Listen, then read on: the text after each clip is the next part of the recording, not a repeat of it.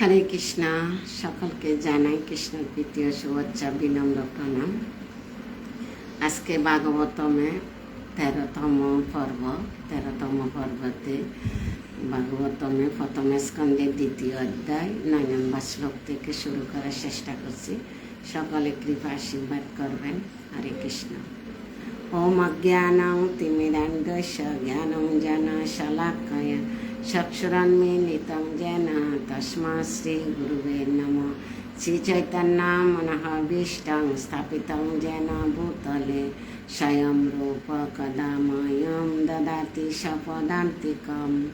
वन्देऽहं श्रीगुरो श्रीयुतापदकमलं श्रीगुरून् वैष्णवांश श्रीरूपं साग्रजातं सहगण रघुनाथं वितं तं सजीवं साद्वैतं सावधूतं परिजनसहितं कृष्ण चैतन्य देवं श्रीराधाकृष्ण पादान सहगण ललिता श्री विशाखान्वितांश। हे कृष्ण करुणा सिंधु दीनबंधु जगत्पते गोपेश गोपिका कांत राधाकांत नमस्तुते। तप्त कांचन गौरांगी राधे वृंदावनेश्वरी विश्वभानुसुते देवी प्रणमामि हरिप्रिये। नारायणं नमस्कृतं नरं चैव नरोत्तमं देवीं सरस्वती व्यासं ततो जयमुदीरये। नष्टप्रायेषु अभद्रेषु नित्यं भागवतो सेवाया भगवती उत्तमश्लोके भक्तिर्भवति नष्टकी। मूकं करोति वाचालं पङ्गुं लङ्घयते गिरिं यत्कृपातमहं वन्दे श्रीगुरुदीनतादिनं श्रीचैतन्यईश्वरं परमानन्दमाधवं। कृष्णाय वासुदेवाय देवकीनन्दनाय च नन्दगोपकुमाराय गोविन्दाय नमो नमः। पादयोदीय प्रथम द्वितीय तृतीय तुर्यकथिता जधुर नाभिस्तथा पञ्चमेव षष्ठ भुजन्तरं जदुलं स्ततान कण्ठस्थराजनवम यदीय मुखारविन्दं दशम प्रफुल्लम् एकादशजस्य ललाटपटं शिरायोऽपि तु द्वादश भवति। तमादिदेवं करुणानिधनं तमाद्वर्णं सुहितयवतारम् अपार संसार समुद्र सेतु भजामहे भागवत स्वरूपम्। हरे कृष्ण। सर्वप्रथम আমার পরমারাধ্য গুরু মহারাজ জগৎগুরু শিলা প্রভুপাদ পূর্বতম আচার্যদের চরণ কমলে প্রণতি জ্ঞাপন করছি। তার সঙ্গে উপস্থিত ভক্তবৃন্দের চরণ কমলে জানাই বৈষ্ণবীয় প্রণাম। বাঞ্ছা কল্পতরুভ্যশ্চ কৃপা সিন্ধু ভয়বচ পতিতানাং পাবনভ্য বৈষ্ণবেভ্যো নমো নমঃ। হরে কৃষ্ণ। শিমুল বসাক হরে কৃষ্ণ। পূর্ণশ্রী জানবা দেবী দাসী হরে কৃষ্ণ। রামেশ দাস শশী হরে কৃষ্ণ। অর্চনা মৌরি হরে কৃষ্ণ। রামের দাস শশী হরে কৃষ্ণ। হরে কৃষ্ণ। সবাইকে হরে কৃষ্ণ। অসংখ্য অসংখ্য ধন্যবাদ জয়েন করার জন্য। আজকে দেরি হয়ে গেছে, বিএনকে ডাক্তারের কাছে নিয়েছিলাম। আস্তে আস্তে একটু দেরি হয়ে গেছে, কমার্সে নিচ্ছি, তাই করতে পারি নাই। প্রত্যেক দিন তো আমি বাংলাদেশ টাইম 10:05 শুরু করি, বাউমান 8:05। আজকে 8:30 বা 10:30 বাজে গেছে। তো তার জন্য আমি দুঃখিত। মধুময় চিত্রা দেবী দাসী হরে কৃষ্ণ। অসংখ্য ধন্যবাদ সবাইকে। এখন আজকে 13তম পর্ব। এই 13তম পর্বতে প্রথম স্কন্ধের 2য় অধ্যায় 9 নম্বর শ্লোক থেকে শুরু করব। মাধু হরে কৃষ্ণ। মাতাজি প্রণাম প্রণাম। প্রিয়া দে হরে কৃষ্ণ। সবাইকে অসংখ্য অসংখ্য ধন্যবাদ শ্রবণ করার জন্য এবং আমাকে উৎসাহিত করার জন্য। তপ্তপ্রেমা হরে কৃষ্ণ। আজকে কোনো জায়গায় যাই নাই, তপ্তপ্রেমা ঘরে আছে। হরে কৃষ্ণ। হ্যাঁ, শ্লোক 9।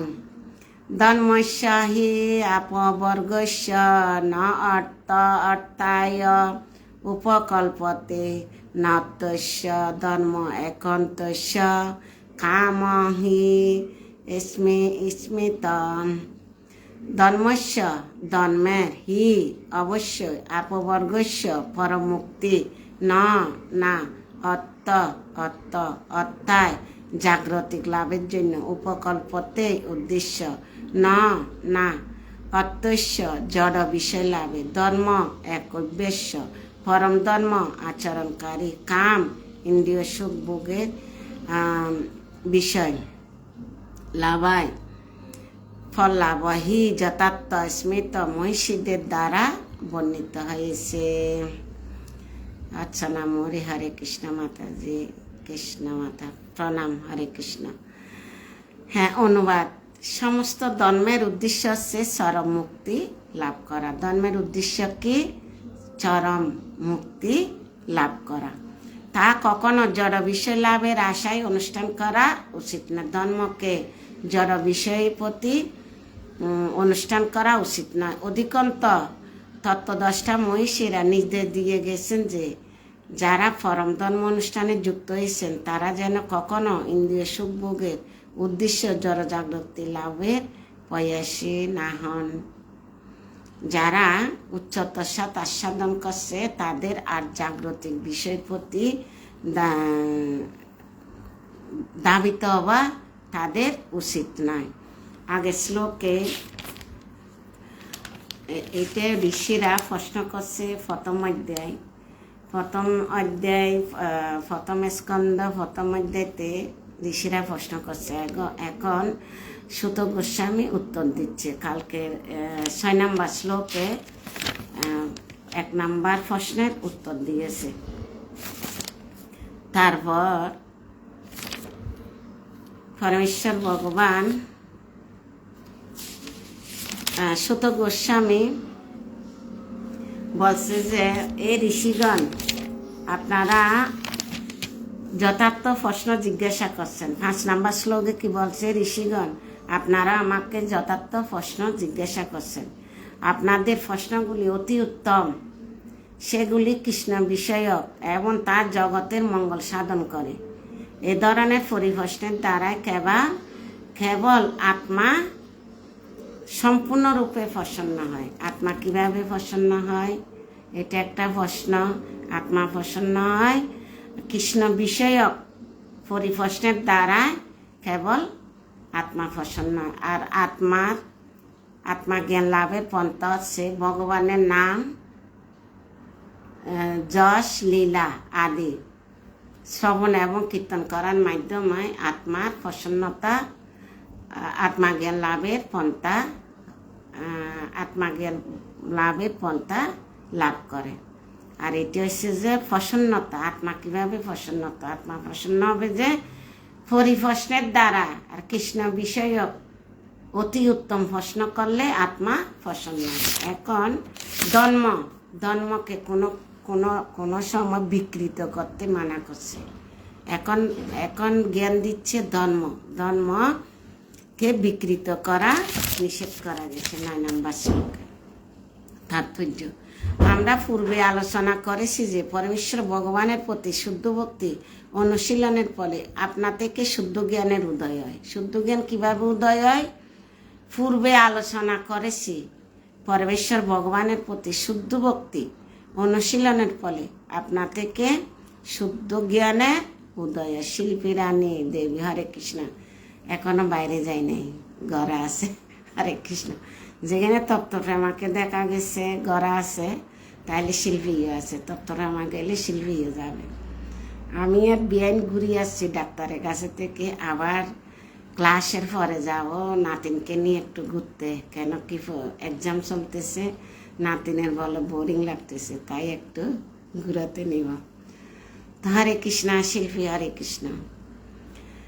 তো শুদ্ধ জ্ঞান কিভাবে উদয় হয়? পরমেশ্বর ভগবানের প্রতি শুদ্ধ ভক্তি অনুশীলন করলে আপনা থেকে শুদ্ধ জ্ঞানের উদয় হয়। সবার কাছে জ্ঞান আছে। কিভাবে উদয় হবে? শুদ্ধ ভক্তি করলে। শুদ্ধ ভক্তি কিভাবে? আমাদের চেতনাটা নির্মল রাখতে হবে। আমরা কেউ খারাপ আলোচনা, খারাপ দর্শন, প্রতিযোগিতা এগুলা যদি আমরা না করি, আমরা ভগবানের চিন্তায় মগ্ন থাকি, তাহলে আমাদের হৃদয় কী হবে? নির্মল হবে। নির্মল হলে কি হবে? আমরা শুদ্ধ ভগবত ভক্তি করতে পারব। কিন্তু বহু লোক আছে যারা মনে করে যে সমস্ত কার্যকলাপের একমাত্র উদ্দেশ্য হচ্ছে জড়জাগতিক বিষয় লাভ করা। অনেকে চিন্তা করে এই গীতা ভাগবতম এগুলো পড়লে কি পয়সা আসবে, এগুলো করলে কি মুক্তি হবে, অনেকে অনেক রকম ধারণা করে। ভক্তরা কি চিন্তা করে কেমনে গীতা পড়বে, কিভাবে ভাগবতম পড়বে? নিত্যং ভাগবত সেবায় ভগবতী উত্তম শ্লোকে ভক্তির ভগবতী নষ্ট কি। ভগবত ভক্তি করলে নষ্ট কি ভক্তি লাভ করা যাবে। পৃথিবীর প্রায় সর্বত্র জনসাধারণের জাগতিক লাভের আশাতে কেবল ধর্ম অনুষ্ঠান করে। এমনকি বৈদিক শাস্ত্রে সব রকমের ধর্ম আচরণের সঙ্গে জড়জাগৃতি লাভের ফলবন জুড়ে দেওয়া হয়েছে এবং অধিকাংশ মানুষের ধর্ম আচরণের মাধ্যমে এ সমস্ত লাভের প্রতি অথবা ফলবনগুলির প্রতি আসক্ত তথাকথিত ধর্মপরায়ণ মানুষদের কেন এই ধরনের জড় বিষয় লাভের ফলবন দেখাতে হচ্ছে? কেননা জড় বিষয় লাভের ফলে তাদের ইন্দ্রিয় সুখ উপভোগ বাসনা পূর্ণ হয়। এ ধরনের তথাকথিত ধর্ম অনুশীলনের ফলে বিষয় লাভ হয়, তাদের কি হয়? আরো বিষয় লাভ হয় এবং বিষয় লাভের ফলে জড় কামনা বাসনা চরিত্রাত করা যায়। ইন্দ্রিয় সুখ ভোগ হচ্ছে সকাম কর্মীদের সমস্ত কর্মের উদ্দেশ্য। কিন্তু শিলা সুত গোস্বামীর মতে শ্রীমদ্ ভাগবতের সিদ্ধান্ত অনুসারে এই শ্লোক তা বাতিল করা হয়েছে। শ্লোকের এ কথাগুলো বাতিল করা হয়েছে, এগুলা ভক্তদের জন্য প্রযোজ্য নয়। কেবল জড় বিষয় লাভের উদ্দেশ্য কখনো কোনো রকম ধর্ম আচরণ করা উচিত নয়। জড় বিষয়ের প্রতি ধর্ম আচরণ করা উচিত নয়। জড় বিষয় লাভ হলে তা ইন্দ্রিয় সুখ উপভোগের জন্য ব্যবহার করা উচিত। জড় বিষয় কিভাবে উপযোগ করা উচিত তা নিম্নে বর্ণিত হয়েছে। পরবর্তী শ্লোকে বিশ্লেষণ হবে কি জড় বিষয় কিভাবে উপযোগ করা উচিত তা নিম্নে বর্ণিত হয়েছে। এটার ধর্মকে কিভাবে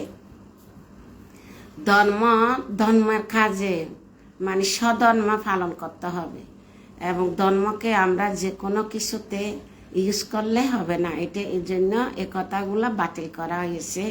শ্রীমদ্ ভাগবতের সিদ্ধান্ত অনুযায়ী আমরা পালন করতে হবে, ধর্ম পালন করতে।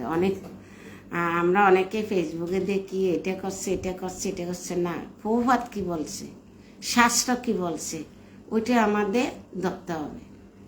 আমরা এরকম হলে তো আমাদের ঘরও বদলা ফেলতে হবে, মানুষও বদলা ফেলতে হবে। ওইটা না দেখবেন, ঠিক আছে, দেখতে মন চাচ্ছে দেখবেন, কিন্তু আমরা শাস্ত্রতে কি বলছে, প্রভুপাদ কি বলছে, ওইটা আমাদের মানতে হবে।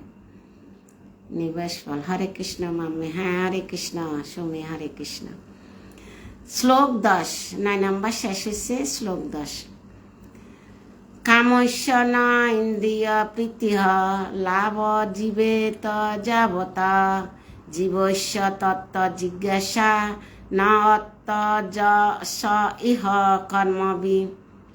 অনুবাদ কামস্য কামনা বাসনা না ইন্দ্রিয় সমূহ প্রীতিহ প্রীতি লাভ জীবেত জীবন ধারণ যাবতা যতটুকু পরিমাণ জীবস্য জীবের তত্ত্ব পরম তত্ত্ব জিজ্ঞাসা না অত্ত যশ এহ তাছাড়া কর্মবি কর্মের দ্বারা। অনুবাদ ইন্দ্রিয় সুখভোগকে কখনো জীবনের উদ্দেশ্য বলে গ্রহণ করা উচিত নয়। আমাদের জীবনের উদ্দেশ্য কি? আমাদের হারিয়ে যাওয়ার সম্পর্ককে পুনঃপ্রতিষ্ঠা করে কৃষ্ণ প্রেম লাভ করা। ইন্দ্রিয় সুখভোগের উদ্দেশ্য নয়। সুস্থ জীবন যাওয়া বাসনা মরে। হরে কৃষ্ণ। আমার দিদি ঢুকছে অনেক দিন পরে, বুঝতে পারে না কখন ক্লাস দিই, তাই এখন মনে ঘুমাতে যাচ্ছে খাওয়া দাওয়া শেষ করে, তাই ফেসবুক খুলছে, দেখছে বোনে ক্লাস দিচ্ছে, তাই জয়েন হয়েছে। সন্ধ্যার টাইমে আমাকে ক্লাস দেয়, আজকে কল দেয়, আজকে তো ঘরে ছিলাম না, তাই কল দেয় নাই, মনে হয় চেক করি না। দিদি হরে কৃষ্ণ। অনেক একটু মাঝে মাঝে একটু দুষ্টমি করি, কেন আপনাদেরও বোরিং লাগবে, আমারও বোরিং লাগবে, ঠিক আছে? হরে কৃষ্ণ। হ্যাঁ, অনুবাদ অনুবাদ তো উচিত না। সুস্থ জীবনযাপন করা অথবা আত্মাকে নির্মল রাখায় বাসনায় কেবল করা উচিত। আত্মাকে কিভাবে নির্মল রাখবে? সুস্থ জীবনযাপন মানে টাইমে খাওয়া, টাইমে ঘুম যাওয়া, টাইমে ওঠা। আমাদের কোনো কিছু টাইমে চলে তো আমাদের অসুস্থ হবে না কি হবে? তো সুস্থ জীবনযাপন করে আত্মাকে নির্মল রাখা বাসনায় কেবল করা উচিত। কেননা মানব জীবনের উদ্দেশ্য হচ্ছে পরম তত্ত্ব সম্বন্ধে অনুসন্ধান করা। পরম তত্ত্ব কি?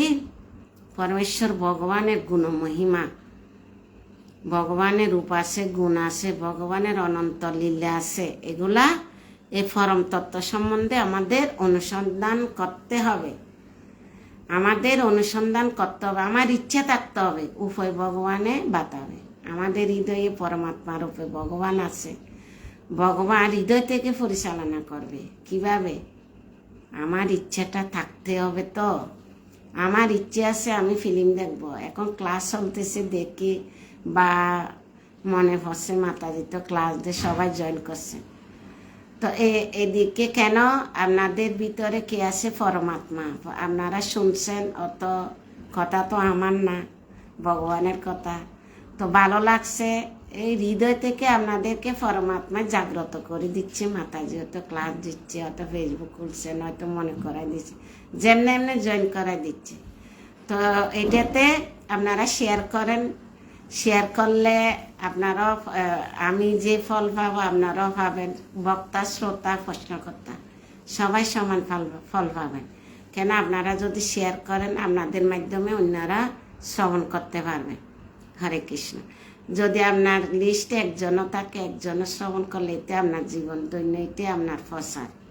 এগুলা ভগবান, ভাগবত মানে ভগবান, ভগবানের কথা, এখানে অন্য কিছু আলোচনা হচ্ছে না। হ্যাঁ, প্রতিটি জীবনের প্রতিটি স্তরে বিষয়ভোগ জীবনের একমাত্র উদ্দেশ্য হয়ে দাঁড়াইয়েছে। রাজনীতিতে, সমাজসেবার, পরমাত্মাবাদের, লোকহিতৈষণা এবং চরমের ধর্ম অনুষ্ঠানের, এমনকি মুক্তির আকাঙ্ক্ষাতে সেই ইন্দ্রিয় তৃপ্তি বাসনা ক্রমান্বয়ে বর্ধিত অবস্থান বর্তমান। রাজনীতি ক্ষেত্রে গণনেতারা তাদের ইন্দ্রিয় সুখভোগ প্রয়াসে পরস্পরের সঙ্গে লড়াই করছে। ভোটদানকারী জনসাধারণ যে নেতা, তাদের সবচাইতে বেশি ইন্দ্রিয় সুখভোগ আশ্বাস দিচ্ছে, তাকে ভোট দিচ্ছে। ভোটদানকারী জনসাধারণ ইন্দ্রিয় তৃপ্তির জগৎ বিঘ্ন করছে, তখন তারা নেতাদের গচ্ছুত করছে। সেগুলা প্রভাব তুলে ধরছে। কেন? চতুর্দিক থেকে বোঝার জন্য, আমাদের সমাজ কীরকম, নেতা কীরকম, প্রজা কীরকম, সব কিছু বোঝার জন্য প্রভাব এগুলা তুলে ধরছে। এখানে ব্যক্তিগত কিছু না। আজকের সমাজে সংযমের অভাব বলে জন্ম নিয়ন্ত্রণ এত পরিকল্পনা করতে হচ্ছে, কিন্তু মূর্খ লোকেরা জানে না যে পরম সত্য অনুসন্ধান যখন শুরু হয়, তখন জন্ম নিয়ন্ত্রণ আপনা থেকে সাধিত হয়ে যায়। যারা পরম সত্যের অনুসন্ধানে, তারা কখনো ইন্দ্রিয় সুখভোগের অর্থহীন কার্যকলাপ আকৃষ্ট হন না, কেননা তারা পরম সত্য অনুসন্ধানে সর্বদাই মগ্ন। পরম সত্য কি? পরম সত্য হচ্ছে পরম মঙ্গলময়। সে সত্যকে জানতে পারলে তিতাব দুঃখ সমূলে উত্তাটিত। পরম সত্য হচ্ছে পরমেশ্বর ভগবান। জীবনের প্রতিটি স্তরে মানুষের পরম সত্য অনুসন্ধান করা উচিত, এবং তার ফলে কেবল মানুষ সুখী হতে পারবে। কেননা সে তখন ইন্দ্রিয় সুখভোগের বিভিন্ন প্রচেষ্টা থেকে বিরত হয়।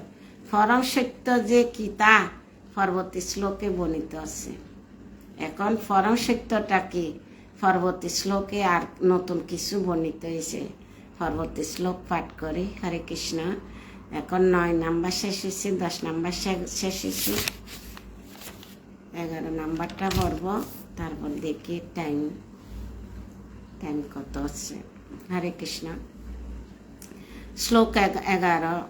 এই শ্লোকটা বহুত ইম্পর্টেন্ট, অনেকের মুখস্থ আছে, অনেকের নাই। এই শ্লোকটা সবাই মুখস্থ করবেন। বদন্তি তত্ত্ববিদঃ তত্ত্বম যজ্ঞানম অব্যয়ম ব্রহ্ম ইতি পরমাত্মা ইতি ভগবান ইতি শব্দতে। যা অদ্বৈত জ্ঞান অর্থাৎ এক এবং অদ্বিতীয় বাস্তব বস্তু জ্ঞানীগণ তাকে পরমাত্মা বলেন। সে তত্ত্ববস্তু ব্রহ্ম, পরমাত্মা, ভগবান এই ত্রিবিধ সংজ্ঞায় সংগীত বা কথিত হন। শশী জগন্মাতা বেআইন। হরে কৃষ্ণ, হরি বল। আপনাকে হরে কৃষ্ণ জয়েন করার জন্য ধন্যবাদ। হ্যাঁ, তাৎপর্য করেছেন শিলা প্রভুপাদ। জয় শিলা প্রভুপাদ। এখন প্রথম স্কন্ধের 2য় অধ্যায় 11 নম্বর শ্লোক। পরম তত্ত্ব দৃশ্য এবং দ্রষ্টা উভয় তার গুণগতভাবে, তাদের মধ্যে কোনো পার্থক্য নাই। কি বলছে? পরম তত্ত্ব দৃশ্য এবং দ্রষ্টা উভয়ে গুণগতভাবে, তাদের মধ্যে কোনো পার্থক্য নেই। তাই ব্রহ্ম, পরমাত্মা এবং ভগবান গুণগতভাবে অভিন্ন। উপনিষদের অনুযায়ী জ্ঞানীদের কাছে তা নির্বিশেষ ব্রহ্মরূপে উপলব্ধি হয়। যোগীদের কাছে পরমাত্মা হিরণ্যগর্ভরূপে উপলব্ধি হন। এই যে ভগবান 3 রূপে, ব্রহ্ম, পরমাত্মা, ভগবান কাদের কাছে কিরকম প্রকাশিত হন এটা বিশ্লেষণ করতেছে। ভক্তদের কাছে ভগবান রূপে প্রকাশিত হন। পক্ষান্তরে বলা যায় ভগবান অথবা পরমেশ্বর হচ্ছেন পরম তত্ত্বের সর্বোচ্চ উপলব্ধি। পরমাত্মা হচ্ছেন পরমেশ্বর ভগবানের আংশিক প্রকাশ। সবাই হৃদয়ে যে পরমাত্মা আছে এটা কি? ভগবানের আংশিক প্রকাশ। এবং নির্বিশেষ ব্রহ্ম হচ্ছেন পরমেশ্বর ভগবানের রশ্মিছটা। যেমন সূর্যের কিরণ হচ্ছে সূর্যদেবের রশ্মিছটা। এই মার্গগুলি অল্প বুদ্ধি সম্পন্ন শিক্ষার্থীরা কখনো কখনো তাদের পন্থার সপক্ষে তর্ক করে, কিন্তু যারা যথার্থ তত্ত্বদ্রষ্টা এবং ভালোভাবে জানেন যে উপভোগ 3টি তত্ত্বই বিভিন্ন দৃষ্টিভঙ্গির পরিপ্রেক্ষিতে সে একই তত্ত্বের ভিন্ন প্রকাশ। শ্রীমদ্ ভাগবতে 1ম অধ্যায়ে 1ম শ্লোকে বর্ণিত হয়েছে যে এই যে পরম সত্য হচ্ছে অভিজ্ঞ স্বরাট এবং আপেক্ষিত জগতে সব রকম মোহ থেকে মুক্ত। এটা 1ম অধ্যায় বলছে। পরম সত্য কি? পরম সত্য হচ্ছে পরম মঙ্গলময়। সেই সত্যকে জানতে পারলে তিতাব দুঃখ সমূলে উত্তাটিত। এটা এখানে উল্লেখ করছে 1ম অধ্যায় 1ম শ্লোকে। এখানে বলছে যে 1ম সত্য হচ্ছে অভিজ্ঞ স্বরাট, ভগবান অভিজ্ঞ স্বরাট। চিন্ময় জগৎ এবং চেতনাত্মা উভয়ের উৎকৃষ্ট শক্তিজাত, কিন্তু জড় জগৎ রয়েছে চিন্ময় জগৎ এবং চেতনাত্মা উভয়ের উৎকৃষ্ট শক্তিজাত। কিন্তু জড় ভগবানের নিকৃষ্ট শক্তিজাত। জীব যখন নিকৃষ্ট প্রকৃতির সংস্পর্শে আসে তখন সে নিজেকে নিকৃষ্ট শক্তির অন্তর্গত বলে মনে করে, মহাচ্ছন্ন হয়। আমরা তদ্রূপ সেরকম মহাচ্ছন্ন হয়ে পড়ি। তাই এই জড় জগতের আপেক্ষিকতা অনুভূত হয় আংশিক। চিন্ময় স্তরে জ্ঞাত এবং জ্ঞেয়ের মধ্যে কোনো পার্থক্য নেই, এবং তাই সেখানে সব কিছু হচ্ছে পরম তত্ত্ব। জ্ঞাত মানে কোনো একটা জিনিস আমি জ্ঞান অর্জন করছি, অর্জন করাটা হচ্ছে যে জ্ঞাতা। বলছে জ্ঞাতা জ্ঞেয়ের মধ্যে কোনো পার্থক্য নেই, সব কিছু হচ্ছে পরম তত্ত্ব। এটাতে আমরা কি পাইলাম? ভগবানকে 3 রূপে, কি ব্রহ্ম, পরমাত্মা, ভগবান। যারা পরমাত্মা, ব্রহ্মরা পরমাত্মা রূপে ভগবানকে উপলব্ধি করেন, আর যোগীরা ব্রহ্মরূপে উপলব্ধি করেন, আর ভক্তরা ভগবান রূপে উপলব্ধি করেন। তাইলে আমরা আর এখানে পরম সত্য প্রশ্ন একটা, উত্তর আর একটা পাওয়া গেল। ওখানে পরম সত্য, এখানে পরম সত্য বলছে যে পরম সত্য হচ্ছে অভিজ্ঞ স্বরাট। সুপ্রিতা চিত্রা দেবী দাসী। হরে কৃষ্ণ। শিপ্রা মহাজন বৌদি জয়েন করছে, খাওয়া দাওয়া করছে মনে হয়। খাওয়া দাওয়া শেষ করে আসছে। সরি, আজকে আমি ক্লাস দেরিয়ে দিছি। বেনকে নিয়ে একটু ডাক্তারের কাছে গেছিলাম, তাই এখন নাতিনকে নিয়ে ঘুরতে যাব ক্লাসের পরে, আপনারা চলেন। এটা বন্ধ করে। হরে কৃষ্ণ। এখন পর্ব, এখন 3টা শ্লোক শেষ হয়েছে, 9, 10, 11, 12 নম্বর শ্লোক করে শেষ দিব। 4টে পড়ার চেষ্টা করতেছি। তো 4টে পড়লে মানে তা আরও নতুন নতুন তত্ত্ব পাবো, নতুন নতুন গভীর তত্ত্ব। তো তাড়াতাড়ি শেষ হবে। 12টা ভাগবত না 18টা ভাগবত, 12 স্কন্ধ, 375 অধ্যায়, 18,000 শ্লোক। কোন বছরে শেষ হবে? আমি তো একবার শেষ করে গেছি, এখন আবার নতুন করে শুরু করছি আপনাদের জন্য। আবার শুরু করব 1 মাস পরে। মাতাজিদেরকে গীতা শেষে যাচ্ছে, ক্লাসে সপ্তাহে 1 দিন। তো সপ্তাহে 1 দিন, এটা তো আলেক, এটা ডেলি কেন দিচ্ছি? ডেলি দিচ্ছি যে কালকে কি পড়ছি, আজকে যদি ভাগবত না পড়ি ভুলে যাব। তাই রোজ পড়লে একটা সিস্টেমের মধ্যে থাকবে, তার কারণে। ঠিক আছে? আর যেদিন না পারি তো নাই, শেষ, ভগবানের সাথে যুক্ত সম্পর্ক হারা ফেলব। আর যেদিন করতে পারি অবশ্যই করব না। শ্লোক 12।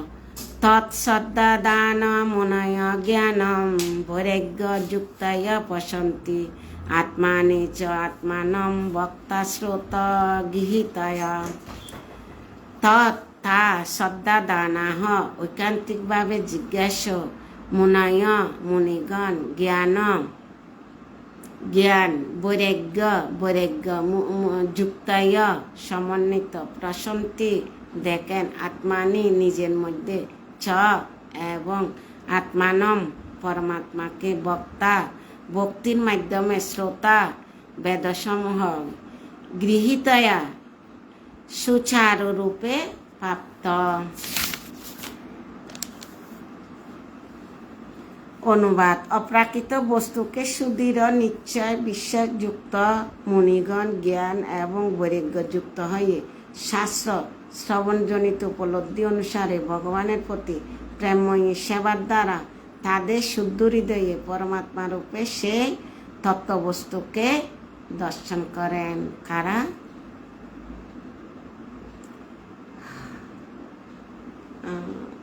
অপ্রাকৃত বস্তুতে সুদৃঢ় নিশ্চয় বিশ্বাসযুক্ত মুনিগণে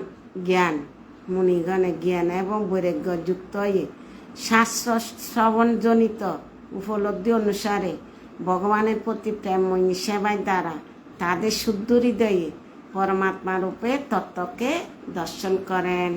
ভগবানকে আগে দর্শন করে তারে পরমাত্মাকে ধ্যানের মধ্যে দর্শন করেন। গভীর চিন্তা দ্বারা আমরা গভীর চিন্তা করতে পারো, আমাদের ঘুম আসে। হরে কৃষ্ণ। তাৎপর্য। বাসুদেব বা পরমেশ্বর ভগবানের প্রতি ভক্তিযুক্ত সেবার মাধ্যমে পরম তত্ত্বকে জানা যায়। কিসের মাধ্যমে? বাসুদেব বা পরমেশ্বর ভগবানের প্রতি ভক্তিযুক্ত সেবার মাধ্যমে। ভক্তিযুক্ত সেবা কি? কৃষ্ণ ভাবনায় যুক্ত, ভগবানের সাথে যুক্ত, সকাল থেকে রাত পর্যন্ত যা সেবা করেন এটি হচ্ছে ভক্তিযুক্ত সেবার মাধ্যমে পরম তত্ত্বকে জানা যায়। কেননা তিনি হচ্ছেন পূর্ণ পরম তত্ত্ব।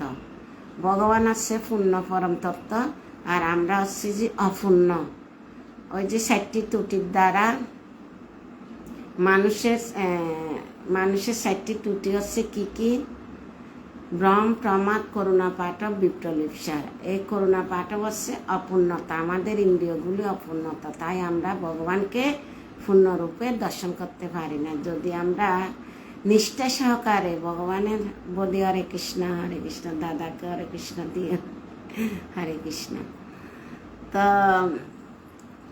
নিষ্ঠা সহকারে যদি আমরা একনিষ্ঠভাবে শ্রদ্ধার সহিত যদি আমরা ভক্তি করি, তাহলে আমাদের হৃদয় নির্মল হবে এবং আমরা শ্রদ্ধার সহিত ভগবানকে হৃদয় থেকে ধ্যান করতে পারবো। হরে কৃষ্ণ।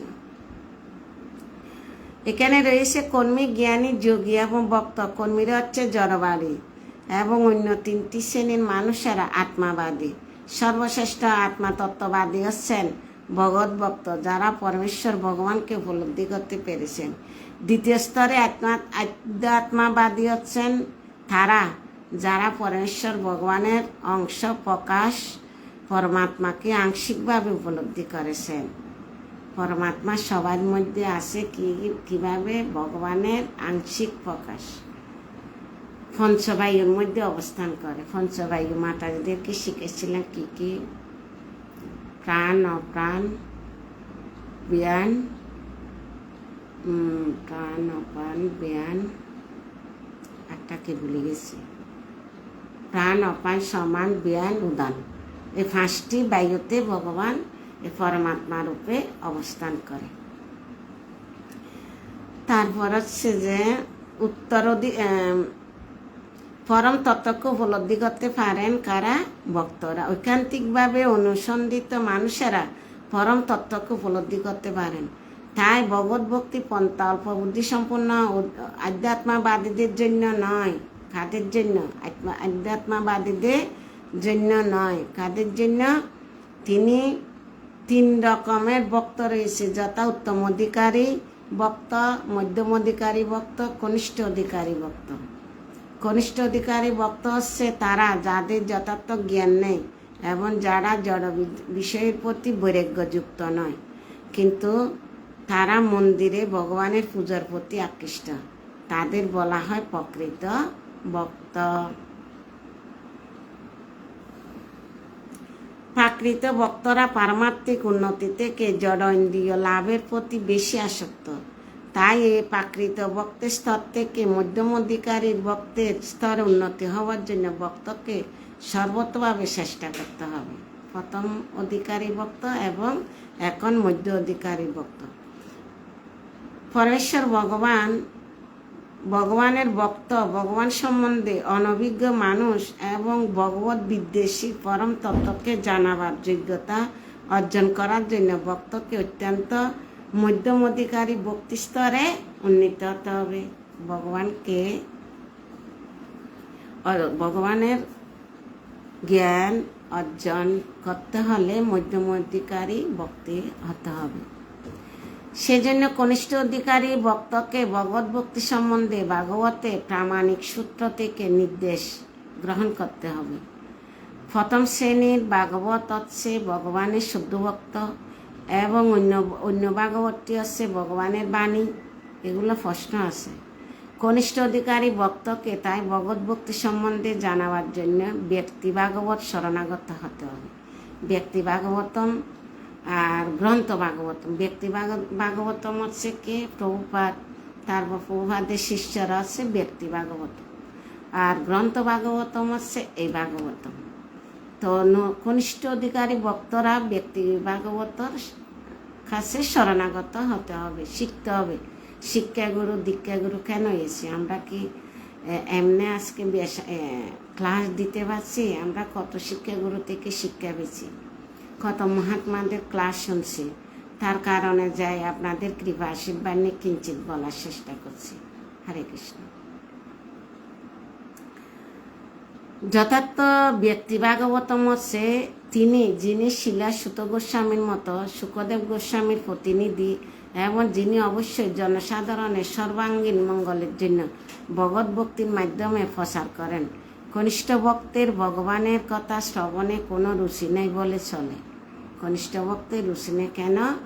গ্রন্থ আদি পড়ে নাই, আর ভগবানের যে অনন্ত লীলা সম্বন্ধে তাদের ধারণা নাই, সেজন্য তাদের রুচিটা কম। মধ্যম অধিকারীর ভক্তের রুচি কিছু মাত্রা বেশি আছে। তা কেন? ভগবান সম্বন্ধে জানছে, ভগবানের রূপ গুণ লীলা শ্রবণ করছে। তার কারণে তাদের কি হচ্ছে? তারা মধ্যম অধিকারী ভক্ততে পরিণত হয়েছে। পলাশচন্দ্র দাস। হরে কৃষ্ণ প্রভু। শেষের দিক 3টে শ্লোক শেষ করছি, তাৎপর্য অনুবাদ। এখন ভাগবতমে প্রথম স্কন্ধ 2য় অধ্যায় 8 নম্বর শ্লোক 9 নম্বর হচ্ছে 10, 11 3টে শেষ করছি। এখন 12 নম্বর শেষের দিক। হরে কৃষ্ণ প্রভু। প্রত্যেক দিন মনে রাখবেন 8টা 10-15 মধ্যে জয়েন করার চেষ্টা করবেন। আমি 8টা 10-15 মধ্যে ক্লাস দিই। আজকে দেরি হয়েছে, আজকে বেনকে নিয়ে ডাক্তারের কাছে গেছিলাম, তাই তো হয়তো মাঝে মধ্যে একটু দেরি হতে পারে, কিন্তু আপনারা 8:08 জয়েন করবেন, ঠিক আছে? হরে কৃষ্ণ। প্রভু হরে কৃষ্ণ। শ্রীমদ্ ভগবদ গীতা ও শ্রীমদ্ ভাগবতে বর্ণিত হয়েছে এই বিষয়টি নিঃসন্দেহ অপ্রাকৃত বিষয়, কিন্তু তাহলে তা পেশাদারী মানুষদের কাছ থেকে গ্রহণ করা উচিত নয়। আমি এখন দেখলাম, হ্যাঁ ঠিক আছে তো প্রভু, এখন দেখছেন দিছি তো 8:30 থেকে শুরু করছি, আজকে আধা ঘন্টা দেরি হয়েছে। ঠিক আছে প্রভু, আগামীকাল থেকে ট্রাই করবেন 8:08 থেকে, ঠিক আছে? হরে কৃষ্ণ প্রভু, প্রণাম। নিঃসন্দেহ অপ্রাকৃত বিষয়, কিন্তু তাহলে তা পেশাদারী মানুষের কাছ থেকে গ্রহণ করা উচিত নয়। এটা ভাগবতম কথা কার থেকে শ্রবণ করতে হবে? কৃষ্ণ ভক্তের তত্ত্ববাদনে যারা আছে তাদের কাছ থেকে ভাগবত কথা শ্রবণ করতে হবে। পেশাদারির কাছ থেকে শ্রবণ করলে আমরা বিভ্রান্ত হয়ে যাব। কেন? এখানে প্রভুপাদে কি বলছে? আমাদের শাস্ত্র মানতে হবে। আমরা ফেসবুকে অনেক সময় অনেক কিছু দেখে উতল ফাতাল করি না, আমরা শাস্ত্র দেখতে হবে। প্রভুপাদ কি বলছে ওইটা দেখতে হবে, ঠিক আছে?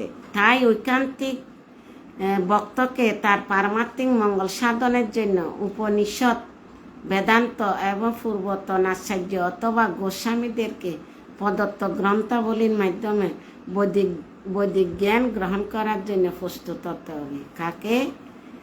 ঐকান্তিক ভক্তকে তার পারমার্থিক মঙ্গল সাধনের জন্য উপনিষদ, বেদান্ত এবং পূর্বতম আচার্যদের অথবা গোস্বামীদের প্রদত্ত গ্রন্থাবলীর মাধ্যমে বৈদিক জ্ঞান গ্রহণ করার জন্য প্রস্তুত হতে হবে। আমাদের বিয়ে শাসনে বসার আগে এইসব নিয়ম পালন করতে হবে। অনেক শাস্ত্র আদি পড়তে হবে, গীতা পড়তে হবে, ভাগবতম পড়তে হবে। তার পর্যায়ে আমরা ভাগবতম ক্লাসে বা বিয়ে শাসনে যোগ্য হব। হরে কৃষ্ণ। এই সমস্ত গ্রন্থাবলী শ্রবণ না করলে যথার্থ উন্নতি সাধন করতে পারে না। এই সমস্ত গ্রন্থাবলী আমরা যদি পাঠ না করি তাহলে আমাদের কি হবে? উন্নতি সাধন করতে পারবো না। আমরা সব দিক দিয়ে জানতে হবে। এই মহারাজদের লীলা কথা, ভগবানের শুদ্ধ ভক্তের গুণ মহিমা সব কিছু পড়ে হৃদয়ঙ্গম করতে হবে। হ্যাঁ, সব কিছু তার মনে থাকবে না। আমি কোনো জায়গায় ক্লাস দিতে হবে, তার একটু পড়ে গেলে, কিন্তু আমার বুদ্ধিতে তো রিজার্ভ আছে, আগে পড়ে গেছি, সব পড়ে গেছি। তো সুশীল দাস, হরে কৃষ্ণ বাবা, আমার বাজি, আমার পুত্র আজকে লাস্টে জয়েন করছে, প্রত্যেক দিন আগে জয়েন করে, মনে কাস্টমার ছেলে, সমস্যা নেই বাবা, লাস্ট হইলে জয়েন করছে। হরে কৃষ্ণ, তোমার মেয়ের মঙ্গল হোক, তোমারও মঙ্গল হোক। গুরু মার আছে, তোমাকে কৃষ্ণ কৃপা বর্ষিত করো। হরে কৃষ্ণ। তো আমাদের কি নানান গ্রন্থ, এই যে প্রভুপাদ রাত জাগি জাগি লিখছে, এই গ্রন্থগুলা কত কষ্ট করে লিখছে। 8টা থেকে 12টা পর্যন্ত ঘুমাতো, এরপরে গ্রন্থ লিখছে। এই গ্রন্থগুলো যদি আমরা পাঠ না করি, আমরা শ্রবণ না করি বা পাঠ করি, অন্যদেরকে না বুঝাই, তাহলে প্রভুপাদের কৃপা পাব? কৃপা কোনো দিনও আমরা পাবো না। সুশীল, হরে কৃষ্ণ। আমরা কৃপা পাবো না। কেন? প্রভুপাদ সব কিছু দেখতেছি। হয়তো বলতে পারেন আমরা ক্লাস শুনতেছি না শুনতেছি, আপনি কি দেখতেছেন? আমি দেখতেছি না, ভগবান দেখতেছে। 14 জন সাক্ষী, তাকে বললাম না? 14 জনের নাম তো বলছি, যদি কেউ না জানেন বলবেন, আগামী ক্লাসে বলবো। এই যে আমরা যে ভালো কর্ম, ভালো মন্দ পাপ করি, 14 জন সাক্ষী দিবে মৃত্যু হলে। তো হৃদয়ে পরমাত্মা আছে না? আর আমি যে ক্লাস দিচ্ছি, কেউ না থাক না, ভগবান তো শুনতেছে। ভগবান বলছে না, নারদ মুনিকে বলছে না? নারদ মুনি জিজ্ঞাসা করছে না, তুমি কোথায় থাকো? না হম তিষ্ঠন্তি বৈকুণ্ঠে যোগিনা হৃদয়ে সেবা যত্র গায়ন্তি মদ্ভক্ত তত্র তিষ্ঠন্তি নারদ। আমি স্বর্গ থাকি না, নরক থাকি না, ভগবদ্ধাম থাকি না, যোগীদের হৃদয়ে থাকি না। যেখানে আমার গুণগান কীর্তন হয় তাদের মাঝখানে থাকি। এখানে কেউ না থাকে, এখানে আমার নাতিন বসে আমাকে ভাড়া দিচ্ছে, কেন জানেন? রেডি হয়ে বসে আছে, ঘুরতে নিব বলছি। আমি বলছি ক্লাস শেষ করিনি, তারপর কারণ এক্সাম চলতেছে তো পড়তে পড়তে বোরিং হয়ে গেছে। তা আমি সন্ধ্যাবেলা বলছি আজকে একটু ঘুরতে নিব। তা রেডি আমার পাশে বসে আছে, কেন আমি ক্লাস শেষ করব তারপর নিয়ে যাবে। তো আমার ক্লাস নাতিনি শুনতেছে আর ভগবান শুনতেছে, ভগবান তো আছে আর আপনারা শুনতেছেন লাইফে। হরে কৃষ্ণ।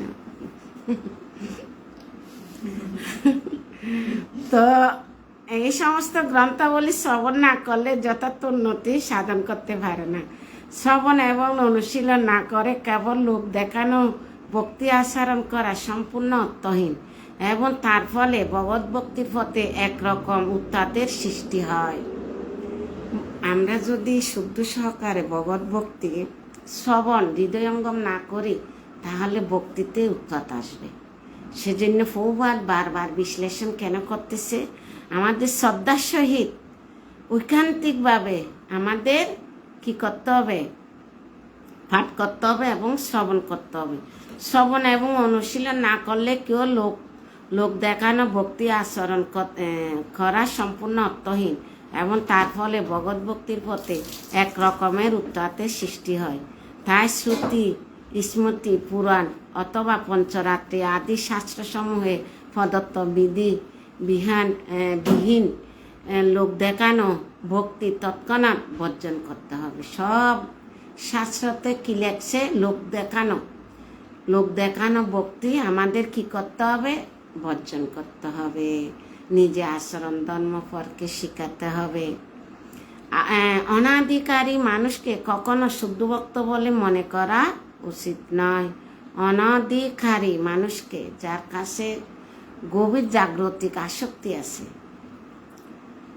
তাকে কখনো শুদ্ধ ভক্ত বলে মনে করা উচিত না। তার মধ্যে দেখানো ভক্তি যদি থাকে তার মধ্যে শুদ্ধ ভক্তি না, কেন জাগতিকের মধ্যে ডুবে আছে। তাই জাগতিক চিন্তা করবে না, ভক্তির দিয়ে চিন্তা করবে। তার জন্য তাদের ভক্ত বলে মনে করা উচিত নয়। তবে ওনার শতগুণ থেকে আমরা ভক্তি দেখে আমাদের শ্রদ্ধা করাটা উচিত। এটা নয় যে এটা দেখানো ভক্তি, এটা আমাদের শক্তি নেই। কার মধ্যে কি প্রভাব বিশ্লেষণ করছে, কিন্তু আমরা এটা না যে ভক্তকে ছোট করব মনে করব না। সবার মধ্যে পরমাত্মা আছে, আমরা পরমাত্মাকে দর্শন করব, সম্মান করব, এটা আমাদের নিয়ম। আমাদের এই অধিকার নাই আমরা বড়কে ছোটকে গণনা করা। আর এগুলো প্রভাব পারবে, গুরু মহারাজে পারবে আর মহারাজরা পারবে, আমরা পারবো না। ভক্তকে ছোট বড় আমরা সিদ্ধান্ত নিতে পারবো না। হরে কৃষ্ণ। অনাধিকারী মানুষকে কখনো শুদ্ধ বলে মনে করা উচিত নয়। বৈদিক শাস্ত্র থেকে প্রাপ্ত জ্ঞানের মাধ্যমে পরমাত্মা রূপে নিরন্তর পরমেশ্বর ভগবানকে দর্শন করা যায়, তাকে বলা হয় সমাধি। সমাধি কাকে বলে? বৈদিক শাস্ত্র থেকে প্রাপ্ত জ্ঞানের মাধ্যমে আমরা ভগবানকে, পরমেশ্বর ভগবানকে, আমাদের মধ্যে পরমাত্মা রূপে ভগবান আছে, ভাগবতম কি, গীতা কি, ভক্ত কি, আমরা কোথায় থেকে জানছি? শাস্ত্র থেকে। আর আমরা বেদ কেন পাঠ করি না? বেদের সারাতি সার ভাগবতমে আছে। সেজন্য আলেকভাবে কারণ কলিযুগের মানুষের গীতা ভাগবতম পড়ার টাইম নাই। বেদ কোথায় থেকে পাঠ করবে? বেদের নিয়ম কানুন আমরা পালন করতে পারবো? তা সহজ সরল দিছে, গীতা পড়ো আর ভাগবতম পড়ো, ঠিক আছে? বৈদিক শাস্ত্র থেকে আমরা প্রাপ্ত হয়েছি। অনেকে জিজ্ঞাসা করতে পারে ভগবানকে, তোমরা ভগবান যে পরমেশ্বর ভগবান কোথায় থেকে জানছ, কে বলছে শুদ্ধ ভক্তি? এই সমস্ত কথা অনেকে অনেক রকম প্রশ্ন করে। তখন একটা কথা আমরা শাস্ত্র থেকে জানছি, পূর্বতম আচার্যদের মুখ থেকে শুনছি, বা শাস্ত্র থেকে, গীতা থেকে, ভাগবতম থেকে আমরা জানতে পারছি, ঠিক আছে? হরে কৃষ্ণ। বৈদিক শাস্ত্র থেকে প্রাপ্ত জ্ঞানের মাধ্যমে পরমাত্মা রূপে নিরন্তর পরমেশ্বর ভগবানকে দর্শন করা যায়, তাকে বলা হয় সমাধি। এটা হচ্ছে যে সমাধি মানে আর কোনো জড় কলুষতা না থাকলে, আমরা ঐকান্তিক ভক্তি করলে তখন আমরা ভগবানকে দর্শন করতে পারবো। আমরা প্রভুপাদ বলছে ভগবানকে দেখার চেষ্টা করিও না, ভগবানের শরণার্থ সমর্পণ করো, ভক্তি করো, দর্শন করার চেষ্টা করিও না। তো ঠিক আছে, আজকে 4টা শ্লোক অনুবাদ তাৎপর্য বিশ্লেষণ করার চেষ্টা করছি আপনাদের কৃপা আশীর্বাদ নিয়ে। আগামীকাল থেকে 13 নম্বর পর্যন্ত আজকে শেষ হয়েছি, কালকে থেকে 14 নম্বর পর্যন্ত 14 নম্বর থেকে শুরু করব। আজকে 13তম পর্ব, 13 দিন হয়েছে। তো এতে আপনাদের কৃপা আশীর্বাদ। আমি কোনো দিন সাহস করি নাই যে লাইভে ক্লাস দিব, কিন্তু সাহসটা কোথায় পেয়েছি? গুরু মহারাজের কৃপা আশীর্বাদ, আপনাদের কৃপা আশীর্বাদ নিয়ে আমি সাহস পেয়েছি। আমি একটা বোকা, আমি কোনো দিন ফেসবুকে যে একটা ভিডিও দিব এই সাহসটা ছিল না। এটা আমার ছেলে মেয়ে, বউ, মেয়েরা সবাই সাহস দিছে। আগে ভগবানের লীলা কাহিনী দিছে, ভিডিওগুলা দিছি, এখন লাইভে ক্লাস দেওয়া তাও মেয়েরা সাহস দিছে। তো আপনাদের উৎসাহ পেয়েছে, আমার আরও আনন্দ লাগে। আমার মাথা ব্যথা লাগলো কোথায় চলে যায়। ধরেন বেশিক্ষণ পড়লে, জব করলে, সব একসাথে করলে মাইগ্রেন আছে তো একটু মাথা ব্যথা করে। ক্লাসে বসলে এগুলা চলে যায়, ক্লাসে পরে আবার আসে। হরে কৃষ্ণ। এটা মানে আপনাদেরকে দর্শন করে আমি আনন্দ পাই, যতটুকু বুঝাতে পারি কিঞ্চিত বা পাঠ করতে পারি, তার থেকে আপনাদেরকে দেখে এতে আমি আনন্দ অনুভব করি। হরে কৃষ্ণ। সবাই ভালো থাকেন। Good night. ভাগবতম গ্রন্থরাজ কে যায়, শিলা প্রভুপাদ কে যায়, শিলা গুরু মহারাজ কে যায়, অনন্ত কোটি বৈষ্ণববৃন্দ কে যায়, নিতাই গো সীতানন্দে হরি হরি বলো, নাতিনের জন্য আর পারি না। হরে কৃষ্ণ। সবাই ভালো থাকবেন। গুরু মহারাজ আপনাদের উপর কৃপা বর্ষিত করো। আমি নরসিংহ দেবের চরণে তুলসী দিয়ে আপনাদের জন্য প্রার্থনা করে আপনারা যে শুদ্ধ ভক্তি করতে পারেন। হরে কৃষ্ণ। সবাইকে প্রণাম। Good night.